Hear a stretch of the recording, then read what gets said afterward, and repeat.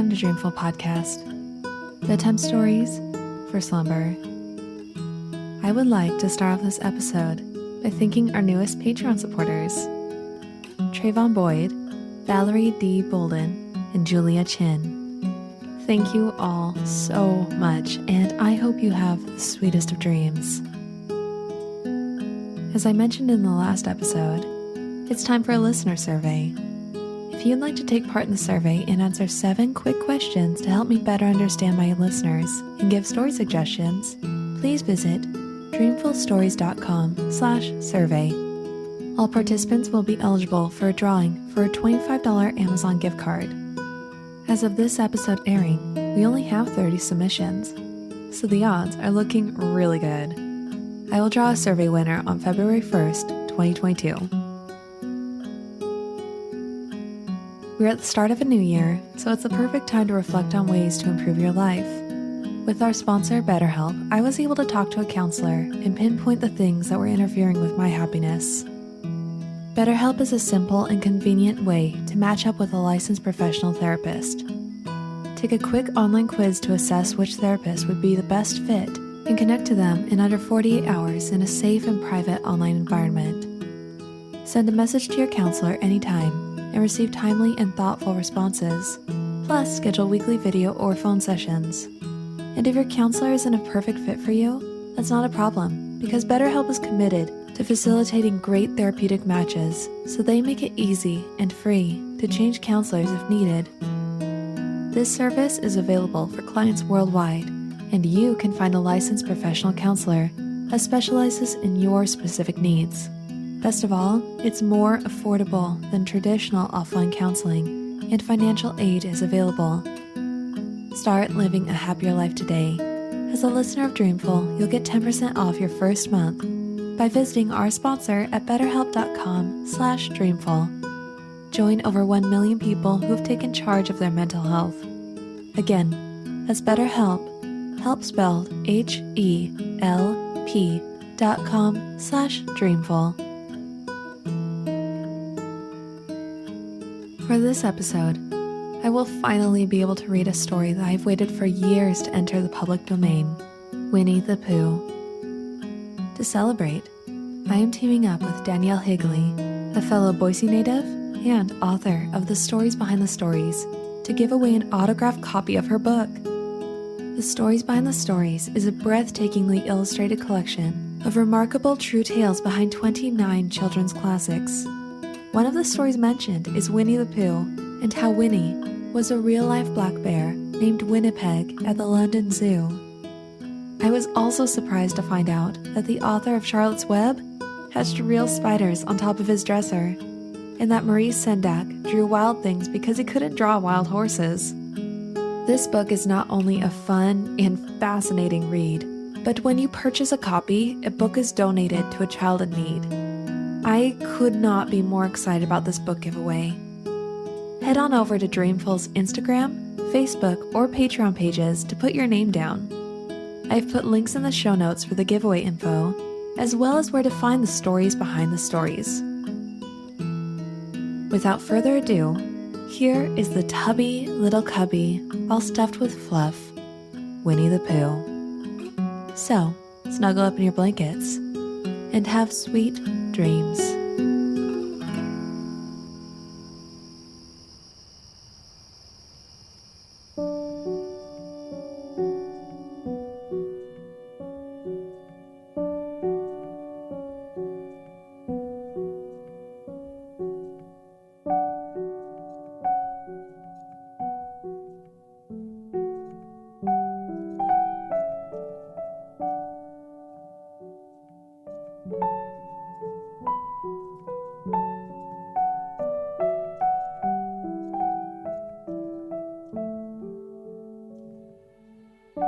Once upon a time, a very long time ago now, about last Friday, Winnie the Pooh lived in a forest, all by himself, under the name of Sanders. One day, when he was out walking, he came to an open place in the middle of the forest. and in the middle of this place was a large oak tree. And from the top of the tree, there came a loud buzzing noise. Winnie the Pooh sat down at the foot of the tree, put his head between his paws, and began to think.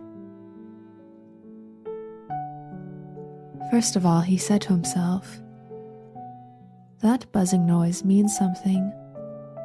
You don't get a buzzing noise like that, just buzzing and buzzing, without its meaning something. If there's a buzzing noise, somebody's making a buzzing noise. And the only reason for making a buzzing noise that I know of is because you're a bee." Then he thought another long time and said, "And the only reason for being a bee that I know of is making honey." And then he got up and said, "And the only reason for making honey is so as I can eat it." So he began to climb the tree. He climbed and he climbed and he climbed, and as he climbed, he sang a little song to himself. It went like this. "Isn't it funny how a bear likes honey? Buzz, buzz, buzz. I wonder why he does." Then he climbed a little further, and a little further, and then just a little further. By that time, he had thought of another song. It's a very funny thought that, if bears were bees, they'd build their nests at the bottoms of trees. And that being so, if the bees were bears, we shouldn't have to climb up all these stairs. He was getting rather tired by this time, so that is why he sang a complaining song. He was nearly there now, and if he just stood on that branch, crack! "Oh, help," said Pooh, as he dropped 10 feet on the branch below him. "If only I hadn't," he said, as he bounced 20 feet onto the next branch. "What I meant to do," he explained, as he turned head over heels and crashed onto another branch 30 feet below. "What I meant to do. Of course, it was rather," he admitted, as he slithered very quickly through the next 6 branches. "It all comes, I suppose," he decided, as he said goodbye to the last branch, spun round 3 times, and flew gracefully into a gorse bush. "It all comes of liking honey so much. Oh, help!" He crawled out of the gorse bush, brushed the prickles from his nose, and began to think again. And the first person he thought of was Christopher Robin.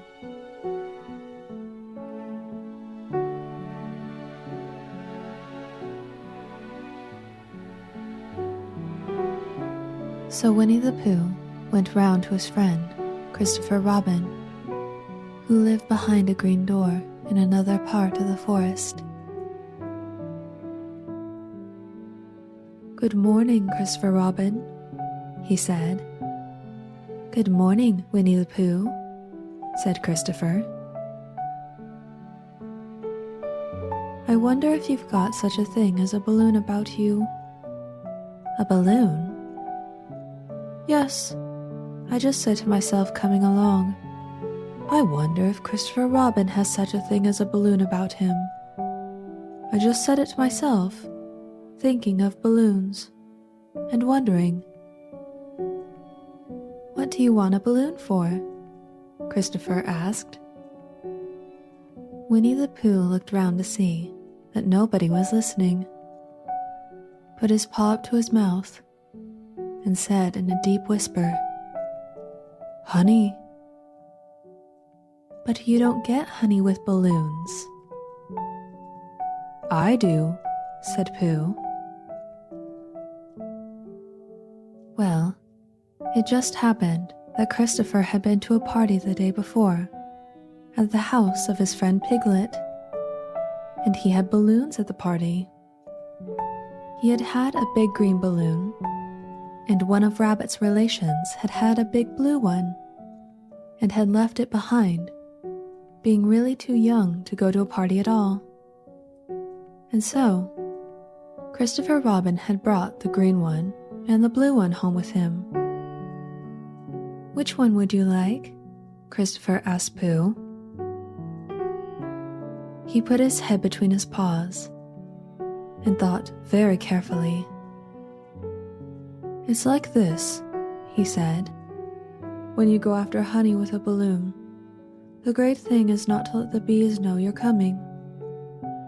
Now, if you have a green balloon, they might think you were only part of the tree and not notice you.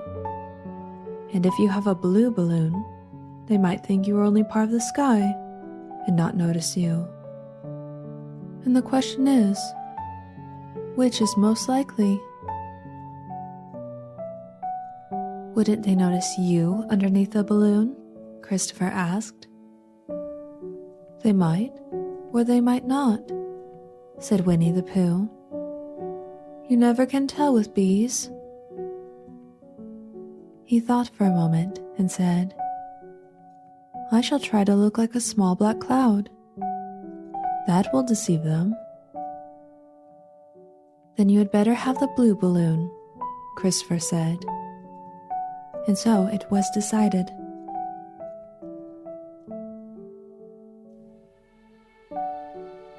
They both went out with the blue balloon, and Christopher Robin took his gun with him, just in case, as he always did.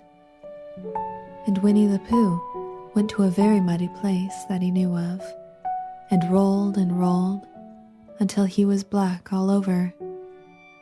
And then, when the balloon was blown up, as big, and Christopher and Pooh were both holding on to the string, Christopher Robin let go suddenly, and Pooh Bear floated gracefully up into the sky and stayed there, level with the top of the tree and about 20 feet away from it.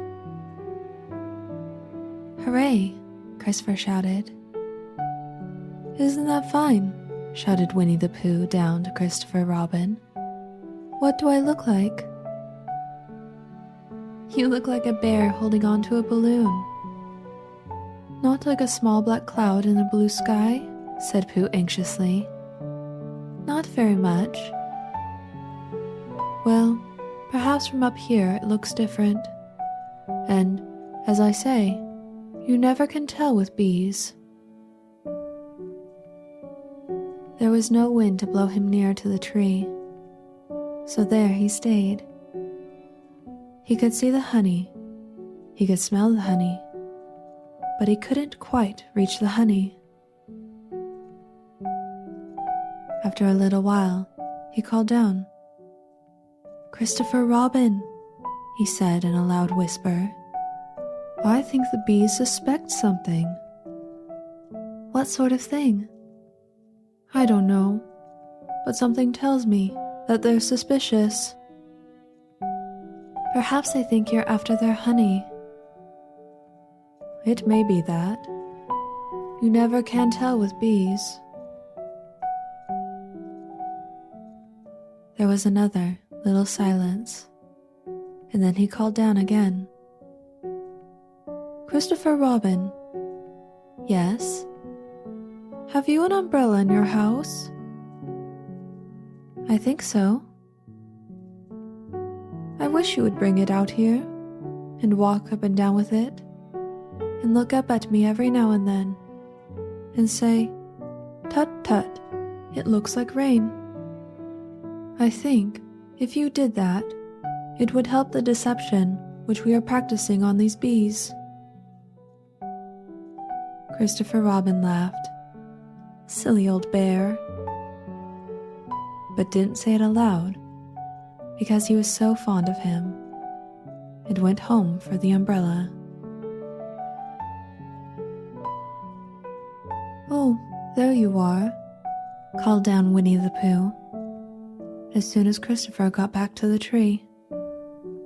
"I was beginning to get anxious. I've discovered that the bees are now definitely suspicious." "Shall I put my umbrella up?" Christopher said. "Yes, but wait a moment. We must be practical. The important bee to deceive is the queen bee. Can you see which is the queen bee from down there?" "No." "A pity. Well now, if you walk up and down with your umbrella saying, 'Tut tut, it looks like rain,' I shall do what I can by singing a little cloud song, such as a cloud might sing." So, while Christopher walked up and down and wondered if it would rain, Winnie the Pooh sang this song. "How sweet to be a cloud, floating in the blue. Every little cloud always sings aloud. How sweet to be a cloud, floating in the blue. It makes him very proud to be a little cloud." The bees were still buzzing as suspiciously as ever. Some of them, indeed, left their nest and flew all around the cloud as it began the second verse of the song, and one bee sat down on the nose of the cloud for a moment and then got up again. "Christopher, ow, Robin," called out the cloud. "Yes?" "I have just been thinking, and I have come to a very important decision. These are the wrong sort of bees." "Are they?" "Quite the wrong sort. So I should think they would make the wrong sort of honey. Shouldn't you?" "Would they?" "Yes. So I think I shall come down." "How?" asked Christopher. Winnie the Pooh hadn't thought about this. If he let go of the string, he would fall, and he didn't like the idea of that. So he thought for a long time, and then he said, "Christopher Robin, you must shoot the balloon with your gun. Have you got your gun?" "Of course I have," he said, "but if I do that, it will spoil the balloon." "But if you don't," said Pooh, "I shall have to let go, and that would spoil me." When it was put like that, Christopher saw how it was, and aimed very carefully at the balloon, and fired. "Ow," said Pooh. "Did I miss?" he asked. "You didn't exactly miss," said Pooh, "but you missed the balloon." "I'm so sorry," Christopher said, and fired again, and this time he hit the balloon, and the air came slowly out, and Winnie the Pooh floated down to the ground, but his arms were so stiff from holding on to the string of the balloon all that time that they stayed up straight in the air for more than a week. And whenever a fly came and settled on his nose, he had to blow it off. And I think, but I am not sure, that is why he was always called Pooh.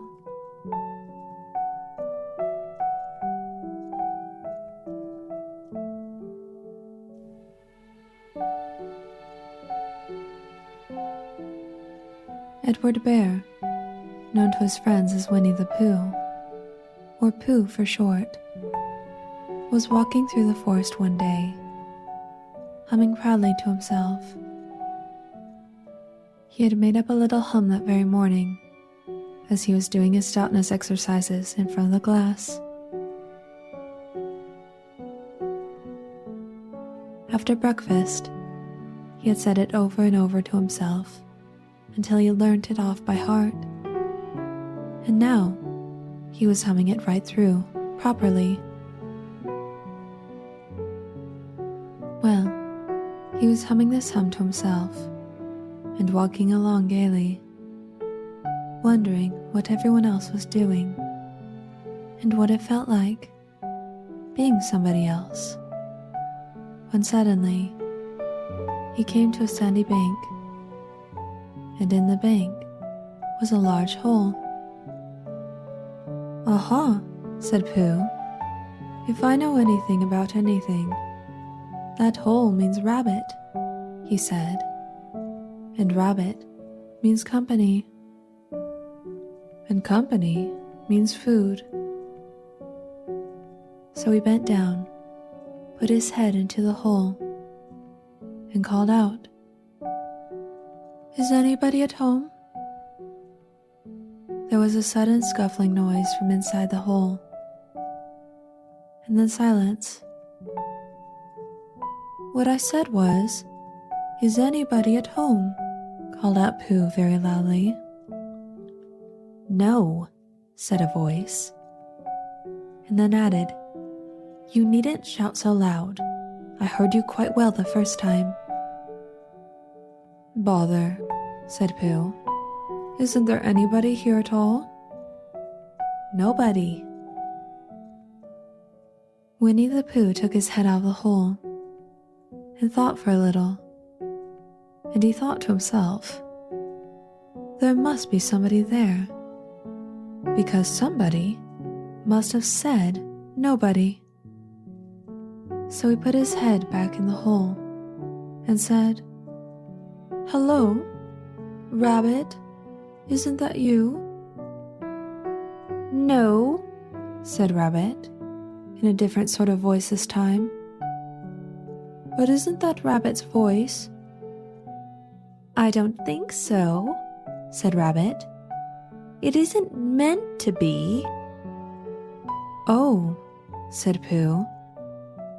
He took his head out of the hole and had another think, and then he put it back and said, "Well, could you very kindly tell me where Rabbit is?"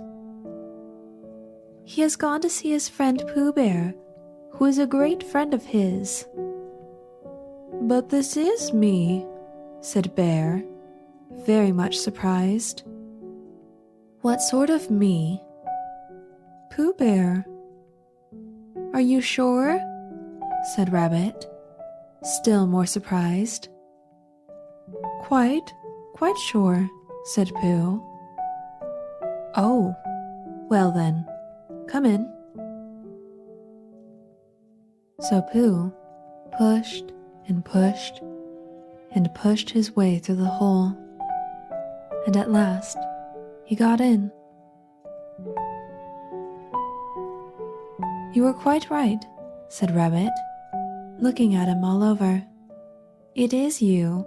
Glad to see you." "Who did you think it was?" "Well, I wasn't sure. You know how it is in the forest. One can't have anybody coming into one's house. One has to be careful. What about a mouthful of something?"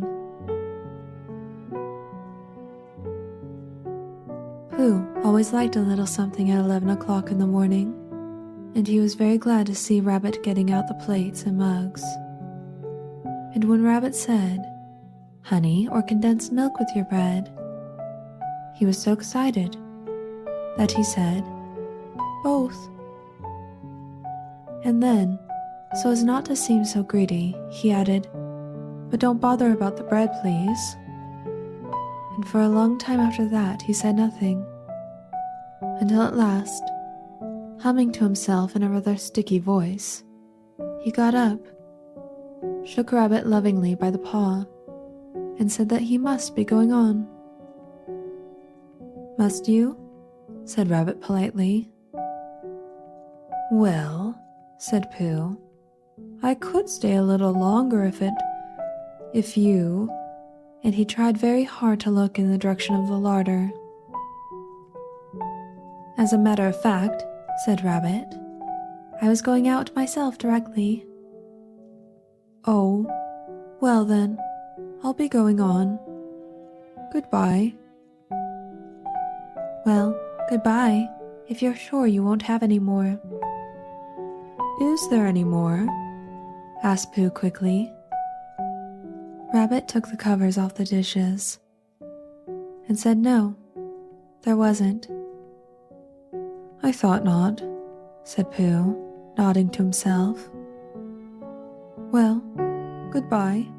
I must be going on." So he started to climb out of the hole. He pulled with his front paws and pushed with his back paws.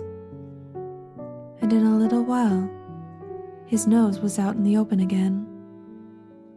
And then his ears, and then his front paws, and then his shoulders, and then... "Oh, help," said Pooh. "I'd better go back." "Oh, bother," said Pooh. "I shall have to go on." "I can't do either," said Pooh. "Oh, help and bother." Now by this time, Rabbit wanted to go for a walk too, and finding the front door full, he went out by the back door and came round to Pooh and looked at him. "Hello, are you stuck?" he asked. "No," said Pooh carelessly, "just resting and thinking and humming to myself." "Here, give us a paw." Pooh Bear stretched out a paw, and Rabbit pulled, and pulled, and pulled. "The fact is," said Rabbit, "you're stuck." "It all comes," said Pooh crossly, "of not having front doors big enough." "It all comes," said Rabbit sternly, "of eating too much." "I thought at the time," said Rabbit, "only I didn't like to say anything, that one of us was eating too much," said Rabbit. "And I knew it wasn't me." "Well, well, I shall go and fetch Christopher Robin."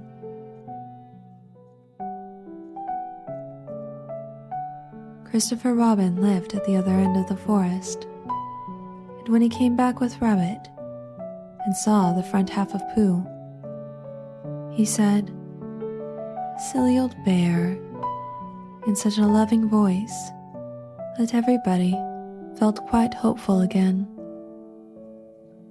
"I was just beginning to think," said Bear, sniffing slightly, that Rabbit might never be able to use his front door again. And I should hate that," he said.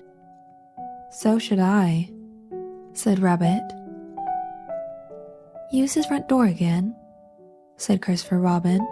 "Of course he'll use his front door again." "Good," said Rabbit. "If we can't pull you out, Pooh, we might push you back." Rabbit scratched his whiskers thoughtfully and pointed out that when once Pooh was pushed back, he was back. And of course, nobody was more glad to see Pooh than he was. Still, there it was. Some lived in trees, and some lived underground. And... "You mean I'd never get out?" said Pooh. "I mean," said Rabbit, "that having got so far, it seems a pity to waste it." Christopher Robin nodded. "Then there's only one thing to be done," he said. "We shall have to wait for you to get thin again." "How long does getting thin take?" asked Pooh anxiously. "About a week, I should think." "But I can't stay here for a week." "You can stay here all right," silly old bear, is getting you out, which is so difficult." "We'll read to you," said Rabbit cheerfully. "And I hope it won't snow," he added. "And I say, old fellow, you're taking up a good deal of room in my house. Do you mind if I use your back legs as a towel horse? Because, there they are, doing nothing, and it would be very convenient just to hang the towels on them." "A week," said Pooh gloomily. "What about meals?" "I'm afraid no meals," said Christopher Robin, "because of getting thin quicker. But we will read to you." Bear began to sigh, and then found he couldn't, because he was so tightly stuck. And a tear rolled down his eye as he said, "Then, would you read a sustaining book, such as would help and would comfort a wedged bear in great tightness?"